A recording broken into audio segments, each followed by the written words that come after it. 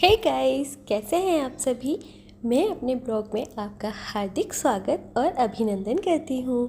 तो आज का मेरा जो ब्लॉग वीडियो है वो गुरुवार के व्रत से रिलेटेड है, क्योंकि तो आज है गुरुवार और मेरा व्रत भी है।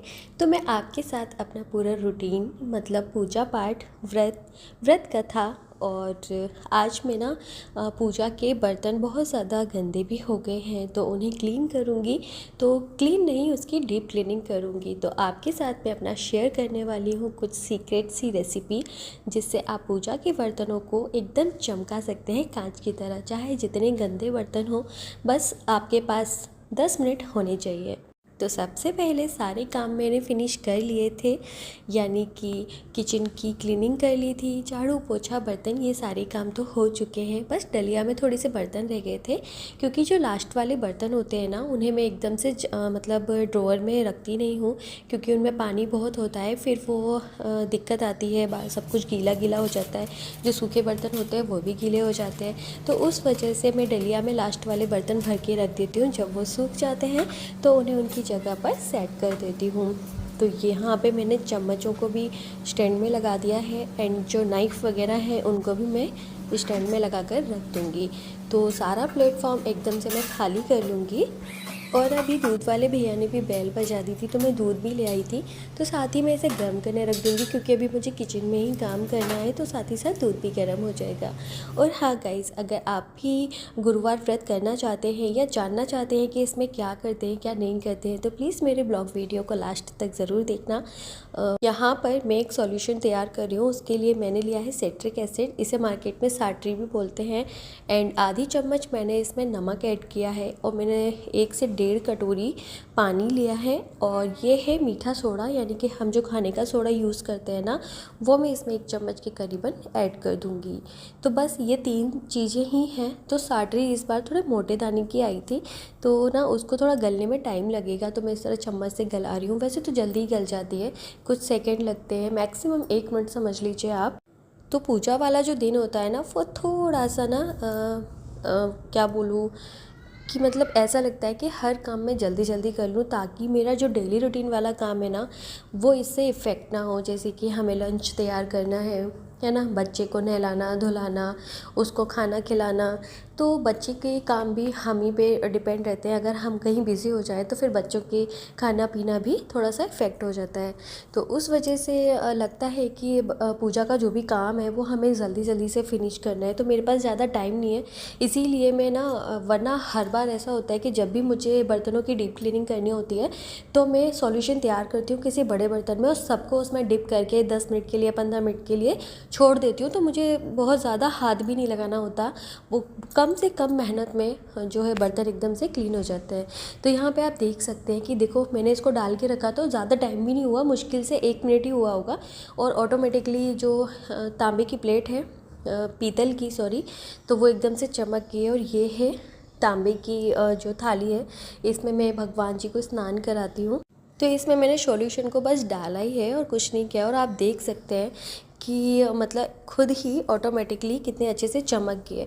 थोड़ा सा जो किन्नौर होती है ना, तो वहाँ पे गंदगी थोड़ा ज़्यादा जमी रहती है, तो वहाँ पे आपको थोड़ा सा मेहनत करना पड़ता है। मेहनत भी नहीं, मैं कहूँगी कि जूने को थोड़ा सा रगड़ना होता है बस, जैसे हम नॉर्मली बर्तन क्लीन करते हैं ना उस तरीके से। अदरवाइज़ आप इसको बस सॉल्यूशन में डाल दीजिए और आपको एकदम से चमचमाते बर्तन भगवान जी के रेडी मिल जाएंगे। तो ये देखिए, मुश्किल से मुझे 10 ही मिनट हुए होंगे सारे बर्तन क्लीन करने में। इससे पहले ना मैं हमेशा भगवान जी के बर्तन पीताम्बरी से क्लीन करती थी, बट फिर भी उससे भी हमें थोड़ा सा ना रगड़ना पड़ता है, नींबू का भी यूज़ करना होता है। इसमें भी मैंने बाद में नींबू और थोड़ा सा साबुन लिया था, उसका भी मैंने इसमें ऐड कर लिया था ताकि जल्दी से क्लीन हो जाए। तो ये देखिए हमारे बर्तन एकदम से चमचमा गए हैं। और हमारे यहाँ का पानी है ना गाइस, वो एकदम से खारा है, तो खारे पानी के जो दाग होते हैं ना, वो पानी वाले पात्र में जल्दी से जल्दी लग जाते हैं। मतलब मुझे जल्दी जल्दी ही क्लीन करना होता है अगर बर्तनों को अच्छा रखना है। तो आप चाहे तो आप भी इस सॉल्यूशन का यूज़ कर सकते हैं गाइस। तो गाइस अभी मैं जा रही हूँ फूल तोड़ने के लिए भगवान जी के लिए।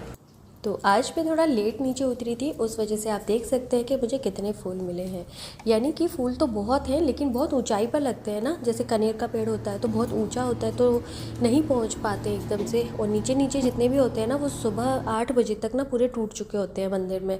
तो बस जितने थे भगवान, वो कहते हैं ना कि श्रद्धा होनी चाहिए, एक फूल भी काफ़ी होता है अगर आपने श्रद्धा से चढ़ाया है। तो बस मैं आ गई थी मंदिर में और यहाँ पे मैं ठाकुर जी को, सबसे पहले गणेश जी को मैं स्नान करा रही हूँ। तो स्नान कराने के बाद मैं वस्त्र वगैरह पहना दूँगी और मैं ठाकुर जी को डेली इसी तरह स्नान कराती हूँ। और वस्त्र में कभी कभार ही बदलती हूँ, जैसे कभी सोमवार को बदल दिया या हर बार गुरुवार को तो बदलती हूँ क्योंकि मुझे पीले वस्त्र पहनाने होते हैं। और जब भी लग गया, मतलब जैसे कभी शुक्रवार को भी मैं बदल देती हूँ और मेरा मन होता है, तो कभी संडे को भी बदल देती हूँ। तो ऐसा कोई फाइनल नहीं है, 2 दिन में 3 दिन में मैं चेंज करती ही रहती हूँ। तो यहाँ पर चंदन और रोरी में निकाल लूँगी, मैं 4-5 दिन के लिए ही निकालती हूँ, फिर वो फिनिश हो जाती है तो धो के क्लीन करके फिर से मैं उसमें रोरी और चंदन ऐड कर देती हूँ। तो इस तरह से सबको मैंने ना टीका लगा दिया है। पहले मैंने चंदन का टीका लगाया, उसके बाद मैंने रोरी का लगाया और अब मैं ठाकुर जी को इत्र लगा रही हूँ।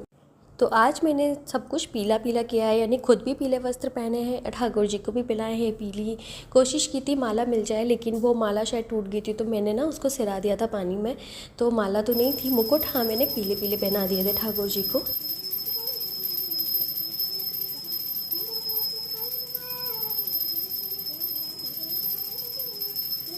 तो यहाँ पर आरती जो है वो भी फिनिश हो ही गई है और पूजा भी मेरी हो चुकी है ठाकुर जी की। और आज मैंने पेड़ में लगे थे ना वो वाले फूल भी ठाकुर जी को चढ़ाए। कितना अच्छा लगता है ना कि जब हमने जो पौधे उगाए हैं उसमें जब फूल खिलते हैं तो वो पहला फूल ठाकुर जी को चढ़ाओ, कितना अच्छा सुकून जैसा मिलता है। तो यहाँ पे तीर्थ के लिए मैं ना एप्पल काट रही हूँ क्योंकि फिर मुझे अभी गुरुवार की कथा भी करनी है, तो वो भूखा रह जाएगा, काफ़ी टाइम हो चुका है, तो इसीलिए मैं उसको अभी एप्पल दे रही हूँ। बाद में जैसे ही मेरी पूजा फिनिश होगी, मतलब मुझे मैक्सिमम 20 से 25 मिनट लगते हैं कथा करने में, आरती करने में, उसके बाद मैं फ्री हो जाती हूँ, तो तब तक वो एप्पल खाता रहेगा। तो यहाँ पर मैं जा रही थी पूजा करने के लिए, उससे कह रही थी कि आप एप्पल फिनिश कर लेना, मुझे बीच में उठाने के लिए आना मत, बट बच्चे तो बच्चे होते हैं गाइस।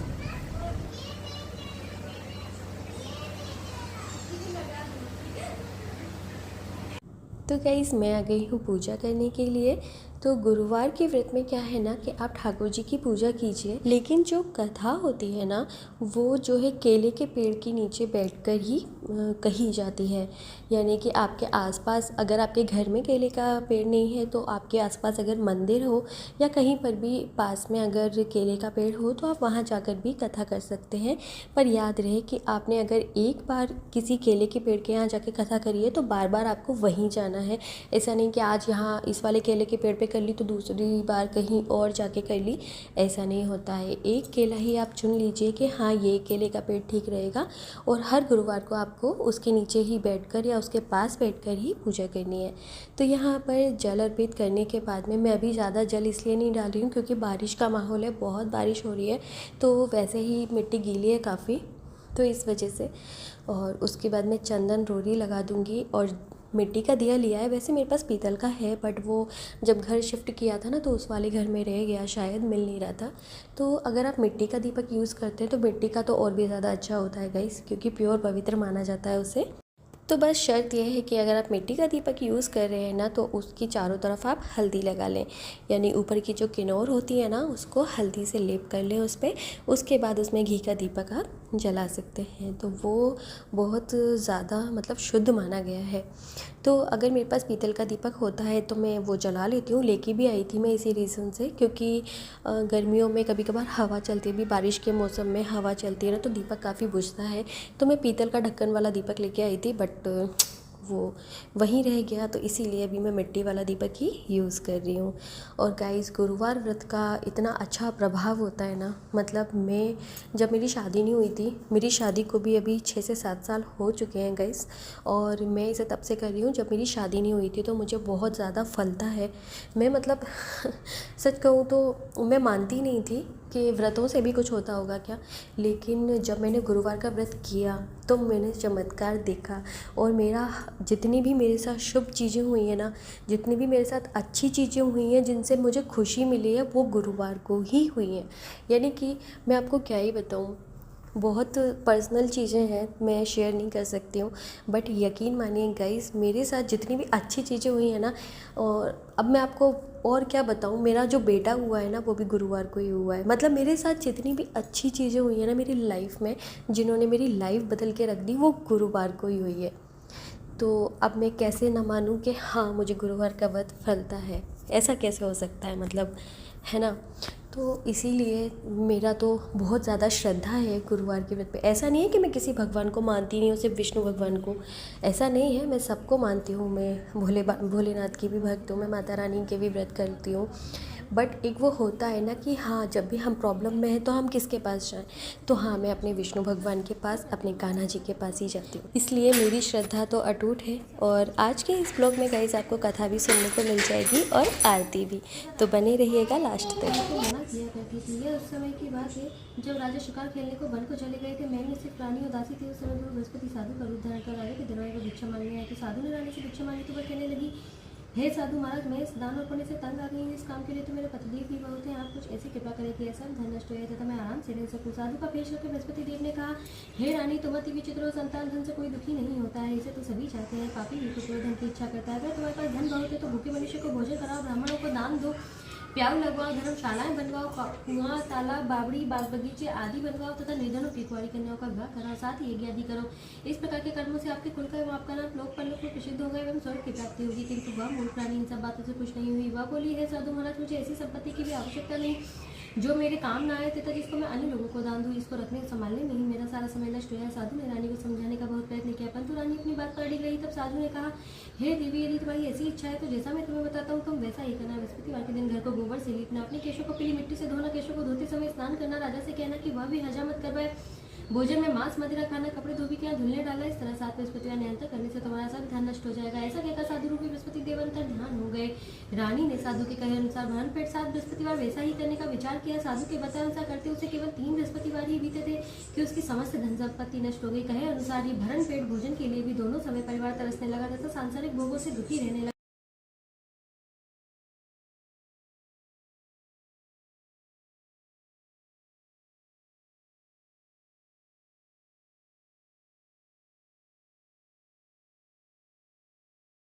ये गंदा अट्टा है।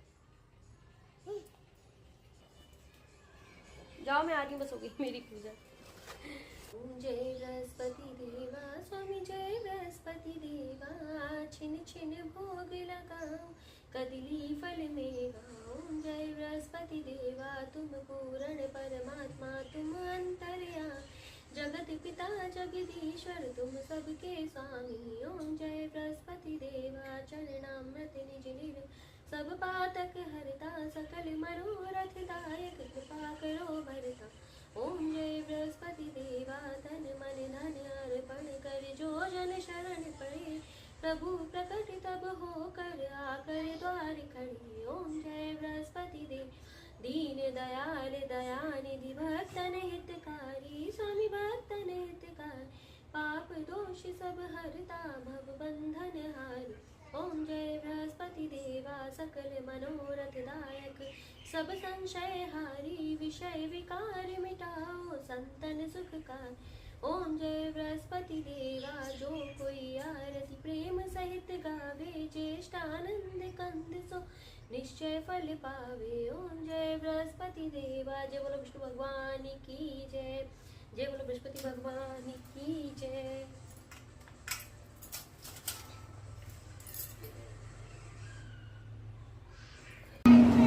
हाँ, कल कल कल।